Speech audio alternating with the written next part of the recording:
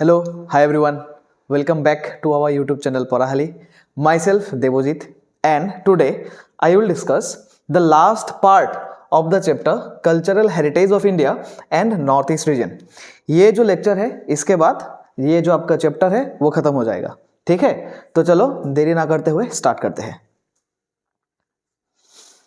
ठीक है, इससे पहले ऑलरेडी 3 पार्ट अपलोडेड है यूट्यूब पे, वो देखने के बाद ये पार्ट कंटिन्यू करना. ठीक है, चलो देखते हैं अब art and paintings of Assam.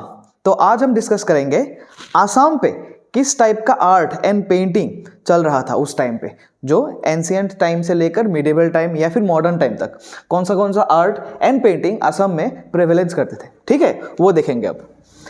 Paintings in Assam started to take proper shape from the 17th century onward. देखो, सबसे पहले जो पेंटिंग बनाया जाता था वो केव्स में बनाया जाता था. वो उसका जो साइज और फिर शेप है वो इम्प्रॉपर होता था. ठीक है, उतना अच्छा ने वो लोग जो बनाते थे उतना मेजरमेंट करके नहीं बनाते थे. लेकिन जो पेंटिंग प्रॉपरली बनाना स्टार्ट किया असम में तो कब से हुआ? ये 17th सेंचुरी से हुआ. ठीक है, most famous pictorial books of that time include हस्ती विद्यानभ, आनंद लहरी, चित्र भगवत, गीत गोविंदा, कुमार हरन, शंखचूर वध, लवकुशर युद्ध एक्सेट्रा रिटन ऑन सांचीपात. ठीक है, उस टाइम के कुछ फेमस पिक्टोरियल बुक्स है. ये पिक्टोरियल बुक्स मतलब एक टाइप के बुक्स होते थे जिसमें पिक्चर का बहुत डिमांड था. मतलब उस टाइम पे पिक्चर ही ऐड करते थे उस टाइप के बुक पे. ठीक है, तो फेमस कौन सा बुक था? हस्ती विद्यानभ था, आनंद लहरी था. ठीक है, ये कुछ पिक्टोरियल बुक्स के नाम है जो आप देख सकते हो. उसके बाद ये जितने भी पिक्टोरियल बुक्स है ये सारे के सारे सांची पात में लिखा गया था. दैट मीन्स सांची एक ट्री का नाम है. उस ट्री के जो लीव्स थे ना, उस लीव्स पे क्या करते थे ये लोग? ऐसे बुक लिखते थे. यहाँ पे देख सकते हो ये एक सांची पात है. ठीक है, एक ट्री की लीव है. ठीक है, एक लीव है. ठीक है, इस पे क्या करते थे वो लोग? ऐसे लिखते थे और पेंटिंग्स भी ड्रॉ करते थे, इसलिए इसको पिक्टोरियल बुक्स भी बोला जाता है. ठीक है, उसके बाद देखते हैं. A certain colour was painted on the Sanchi pat first, then pictures of the king, palaces, deities, animals were drawn as per the demand of the subject matter. ठीक है, सबसे पहले क्या करते थे वो लोग? सांची पात में कोई एक कलर मान लो, वो पहले ड्रॉ करते थे, कोई भी एक कलर. उसके बाद डिमांड के हिसाब से ड्रॉ करते थे. क्या? किंग हो गया, पैलेसेस हो गया, डेटीज हो गया, एनिमल्स हो गया. यहाँ पे आप देख सकते हो यहाँ पे एनिमल्स ड्रॉ किया हुआ है. ठीक है, तो इस टाइप के ये लोग क्या करते हैं? देखो यहाँ पे एनिमल्स ड्रॉ करता था वो लोग. ठीक है, किसी पिक्टोरियल बुक पे किंग को ड्रॉ करता था, उनका जो पैलेस होता था उसको ड्रॉ करता था. ठीक है, the colours mostly used were red, green, yellow and black. ये जो 4 कलर के नाम है याद रखना. कौन सा कलर वो यूज करते थे? रेड यूज करते थे, ग्रीन यूज करते थे, येलो एंड ब्लैक. कभी कभी ये एमसीक्यू में पूछ देता है, दूसरा कोई कलर दे देगा और तुमको बोलेगा कि कौन सा कलर यूज करते थे उस टाइम पे. ठीक है, the colours mostly used were, same ही सेंटेंस यहाँ पे रिपीट हुआ है. The book Hastividyarnava written by Sukumar Borkaith. Important है, याद रखना. जो हस्ती विद्यानभ बुक थे उसको किसने लिखा था? सुकुमार बोरकाइट ने लिखा था. Had huge number of pictures of elephant of different size and colour. वो जो बुक था उस पे क्या करते थे? डिफरेंट साइज के एलिफेंट को ड्रॉ करते थे. जैसे यहाँ पे देख सकते हो ये हस्ती विद्यानभ जो बुक था उसका एक पेज का फोटो है. यहाँ पे देखो डिफरेंट टाइप्स के एलिमेंट को डिफरेंट साइज के या फिर डिफरेंट कलर के एनिमल्स को ड्रॉ करते थे, एलिफेंट्स को. ठीक है, the pictures in the book were drawn by 2 artists named Dilbar and Dosai. याद रखना. ठीक है, ये जो हस्ती विद्यानभ बुक था इस पे जो पिक्चर्स ड्रॉ किए थे किसने? 2 आर्टिस्ट ने. उसका नाम क्या था? दिलबर एंड दोसाई. ठीक है, उसके बाद देखते हैं अब स्कल्पचर्स ऑफ असम. स्कल्पचर क्या होता है आपको मैंने पहले बता चुका हूं. क्या? एक मान लो 2 डायमेंशनल या फिर 3 डायमेंशनल एक ऑब्जेक्ट है जिसे बनाया जाता है. ठीक है, यहाँ पे आप देख सकते हो ये कुछ स्कल्पचर के पिक्चर है. ठीक है, a huge number of sculptures are seen mainly on the temples in Assam. देखो, आसाम पे कभी आपने पुराना टेम्पल विजिट किया होगा तो वहां पे ऐसे पिक्चर्स आपको देखने को मिलेगा. ठीक है, तो मोस्टली स्कल्पचर जो होते हैं वो टेम्पल में मिला था आसाम पे.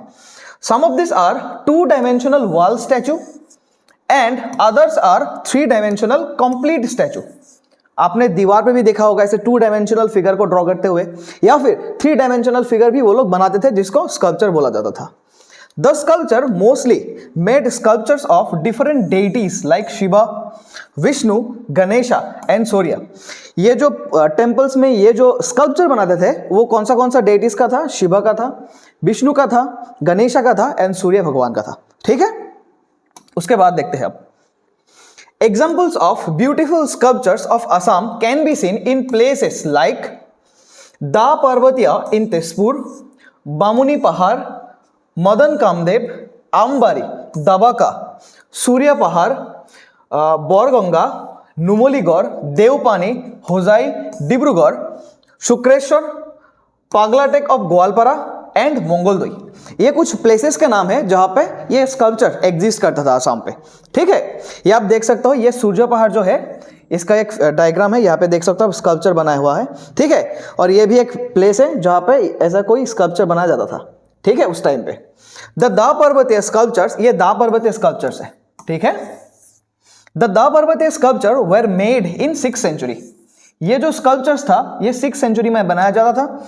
इन्फ्लुएंस्ड बाय गुप्ता स्कल्पचर, उस टाइम पे जो गुप्ता डायनेस्टी थे इंडिया पे रूल करते थे, तो उन लोगों के इन्फ्लुएंस से इन्फ्लुएंस्ड होकर ये लोग क्या करते थे, ऐसे स्कल्पचर बनाते थे।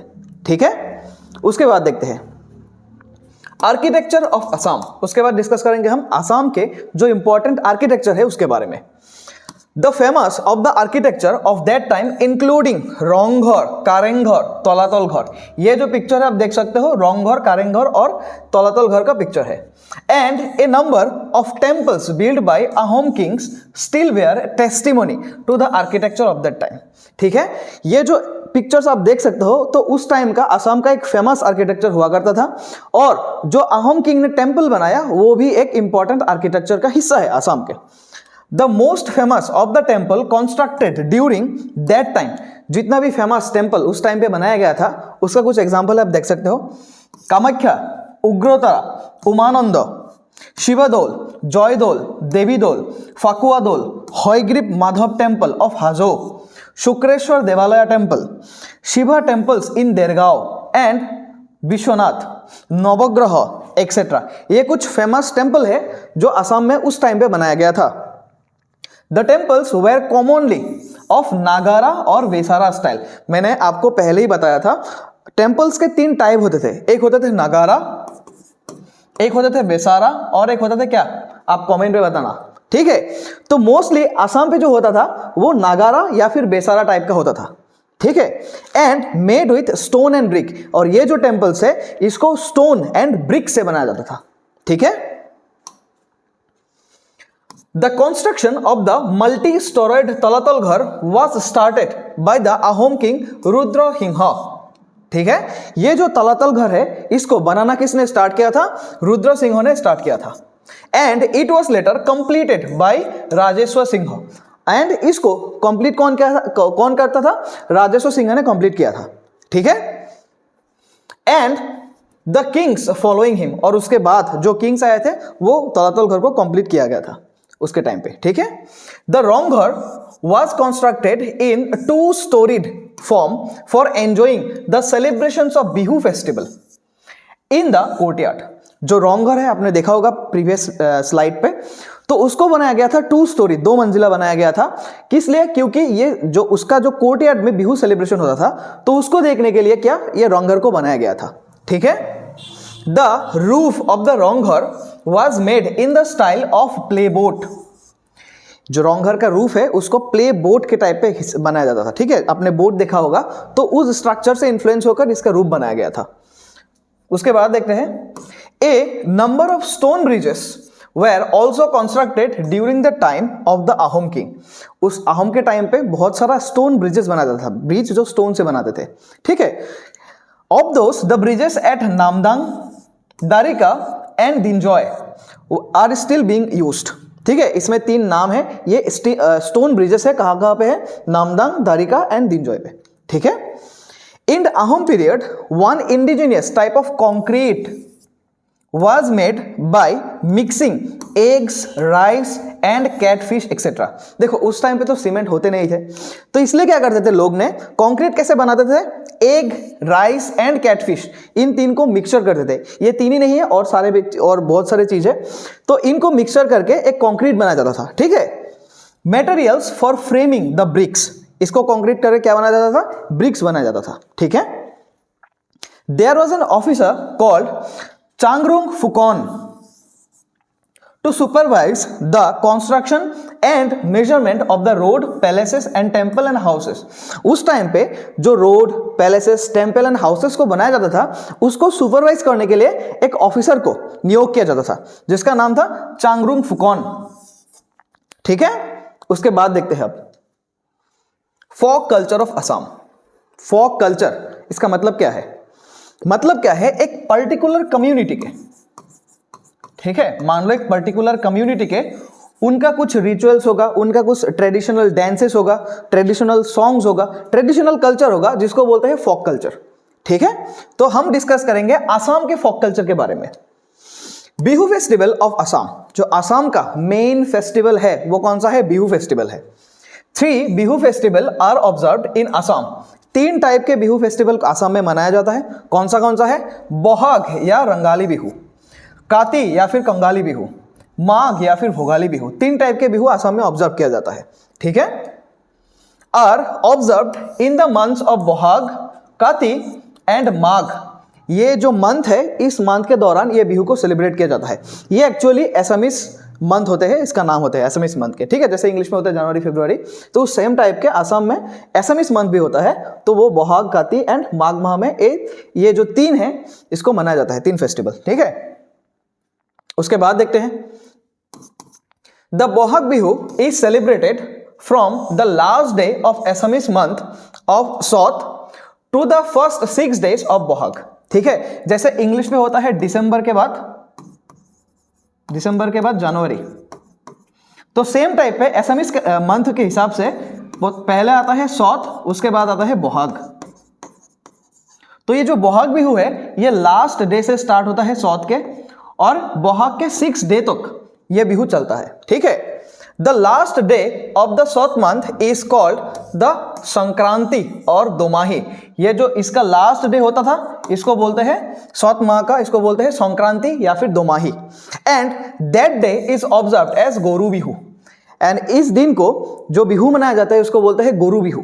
ठीक है, मतलब क्या है, Bihu festival for the cows के लिए है। The first day of the month of Bohag is called Manu Bihu, Bihu for the human. और जो बोहाग मंथ के फर्स्ट डे को होता है Manu Bihu, that means Bihu festival for the human. People wear new clothes on that day and the younger one seek blessings from the elder. उस दिन लोग क्या करते हैं, नए नए कपड़े पहनते हैं और जो एल्डर्स के वो ब्लेसिंग्स लेते हैं। ठीक है, उसके बाद देखते हैं, Bodo, Rabha, Karbi, Mising, Deori, Tiwa etcetera communities have different dresses, songs, customs to observe Bihu in a very colorful manner। ये जो कम्युनिटीज है, बोडो, राभा, कार्बी, मिसिंग, देवरी, ये लोगों का अपना अपना खुद का ड्रेसेस होते हैं, अपना अपना खुद का कस्टम्स होते हैं। तो उस हिसाब से वो लोग क्या करते हैं, बिहू फेस्टिवल को ऑब्जर्व करते हैं। The people also greet each other with Bihuan. Bihuan मतलब क्या होता है, मान लो एक गिफ्ट दिया जाता है। ठीक है, बिहू के दौरान मेनली ये क्या होता है, क्लॉथ होता है, एक गामूसा टाइप। ठीक है, तो उसको क्या करते हैं, लोगों को देके उसको ग्रीटिंग्स करते हैं। ठीक है, perhaps Ahom king Rudrasingh first organised Bihu in public place by organising the festival in the courtyard of Rangghar. कौन सा अहोम किंग सबसे पहले बिहू को रंघर के कोर्टयार्ड में ऑब्जर्व किया जाता था? ठीक है, उसका नाम है रुद्रसिंह। उसने क्या किया था, एक बिहू ऑर्गेनाइज किया था रंघर के जो कोर्टयार्ड है उस पे। The Bihu dance is accompanied by some instrument like dhol, hornpipe, flute, gogona etcetera which are different in different communities। ठीक है, बिहू डांस के साथ साथ ही कुछ इंस्ट्रूमेंट्स है, बिहू सॉन्ग को भी गाया जाता था। ठीक है, ये आप इंस्ट्रूमेंट्स देख सकते हो, बाही, टोका, खोल, पेपा, गोगोना, ताल, ढोल। ठीक है, उसके बाद देखते हैं, Kati Bihu is observed on the last day of Assamese month Aahin. एक एसएमएस मंथ होता है आहिन, तो उसके लास्ट डे पे ये काति बिहू ऑब्जर्व किया जाता है। ठीक है। Sky lamp are also lit in the paddy field. Paddy field में क्या करते हैं वो लोग, एक लैम्प, ठीक है, स्काई लैम्प जलाते थे। Bodo people lit lights under the cactus tree, और बोडो लोग क्या करते हैं, कैक्टस ट्री के अंडर लाइट लगाते थे विथ हॉलीनेस। ठीक है, इस तरह से काति बिहू को ऑब्जर्व किया जाता है डिफरेंट कम्युनिटीज के द्वारा। उसके बाद देखते हैं माघ बिहू और Bhogali Bihu is celebrated on the last day of Assamese month of Push. ठीक है, मतलब क्या है, माघ बिहू या फिर भोगाली बिहू को जो एक एसएमएस मंथ होते हैं पुष, ठीक है, उसके लास्ट डे पे सेलिब्रेट किया जाता है। The day before Bihu is called Uruka, और बिहू के एक दिन पहले उसको, उस डे को क्या बोलते हैं, उरुका बोलते हैं। ठीक है। People construct भेलाघर। भेलाघर मतलब क्या है, टेम्पोररी हट made of bamboo, straw etcetera. एक टेम्पोररी हट बनाया जाता है, किससे, बैम्बू से, स्ट्रॉ से। ठीक है। And Meji in the field, और फील्ड पे मेजी जलाया जाता है। ठीक है। And community feast are organised. Community feast मतलब बहुत सारे लोगों को एकजुट करके वहां पे खाना होता है। ठीक है, उन लोगों का। Near those on the night of Uruka, ये सब कब होता है, उरुका के जो नाइट होते हैं उसमें लोग सेलिब्रेट करते हैं। The Magh Bihu is called Bhogali because people observe this festival with heavy food enjoyment, that is भोगा। इसको भोगाली क्यों बोलते हैं, क्योंकि लोग उस टाइम पे बहुत ज्यादा फूड एंजॉयमेंट करते हैं, फूड सरप्लस होते हैं उनके पास, इसलिए इसको बोलते हैं भोगाली बिहू। ठीक है। उसके बाद देखेंगे folk songs of Assam. Folk songs मतलब एक पर्टिकुलर कम्युनिटी के वो लोग क्या करते हैं, कुछ अलग अलग सॉन्ग्स वो लोग सेलिब्रेट करते हैं, जिसको फोक सॉन्ग्स बोलते हैं। Assam has a rich tradition of folk songs. Assam folk songs में सबसे ज्यादा रिच है। ठीक है। Marriage song Biyanam, appeasing song Nisukuni geet, Kamrupi and Goalporia folk song are most popular among the folk songs like Ainam, Dhainam, Dotara song, Siya geet, Nangeli गीत, उसके बाद चेराढेक एक्सेट्रा। ये कुछ नाम है आसाम के फोक सॉन्ग्स के। ठीक है। जैसे मान लो मैरिज सॉन्ग्स, बियानाम मतलब मैरिज पे ये सॉन्ग्स डिलीवर करते थे वो लोग। उसके बाद कामरूपी, गोवालपोरिया सॉन्ग आपने सुना होगा कभी कहीं कहीं यूट्यूब पे, गोवालपोरिया सॉन्ग्स बहुत ज्यादा फेमस है। ठीक है। A number of folk song artist of the state including Khagen Mahanta, Rameshwar Pathak, Pratima Pandey Barua have been honoured with the Sangeet Natak academy award. ये कुछ प्रोमिनेंट आर्टिस्ट है जो फोक सॉन्ग्स है इसको गाते थे। ठीक है। नाम क्या था इन लोगों का, खगेन महंत, रामेश्वर पाठक, प्रतिमा पांडे बरुआ। इन लोगों, सारे लोगों को संगीत नाटक एकेडमी अवार्ड से भी सम्मानित किया गया। While Pratima Pandey Barua a prominent Goalporia folk song artist.